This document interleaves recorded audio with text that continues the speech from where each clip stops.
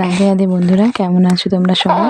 মায়াপুরের দ্বিতীয় দিনে দেখো ভোরবেলায় উঠে পড়েছি। এখন বাজে ভোর 4টে। তার মধ্যে স্নান টান করে রেডি হয়ে গেছি মঙ্গল আরতি দেখতে যাওয়ার জন্য। এই দেখো টোটোতে যাচ্ছি, বাইরে কতটা অন্ধকার। মন্দিরের ভেতরে প্রবেশ করছিলাম, দেখো খুঁজে পাচ্ছি না যে কোন দিকে যাব। আর এদিকে টাইমও হয়ে গেছে মঙ্গল আরতি। এর মধ্যে ওই যে মাতাজিরা আসছিল, ওনারা দেখিয়ে দিলেন যে কোন দিকে যেতে হবে।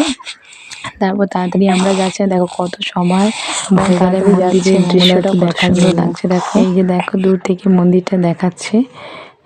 ওখানে তো মোবাইল অ্যালাউ করে না, তাই আমরা মোবাইলটা রাখার জন্য গেলাম। মোবাইলটা রেখে দিয়ে তারপর এই যে মেঘনাকে নিয়ে আমি যাচ্ছি। মঙ্গলারতি দেখার পর মনটা একদম তৃপ্ত হয়ে গেল ভগবানকে দেখে। ঘুম থেকে উঠে এত সুন্দর একটা দৃশ্য, মানে আমি তোমাদেরকে বলে বোঝাতে পারবো না। এত সুন্দর মন্দিরে বাইরে আসার পথে নিজে সবাই কীর্তন করছিল, হরিনাম সংকীর্তন করছিল।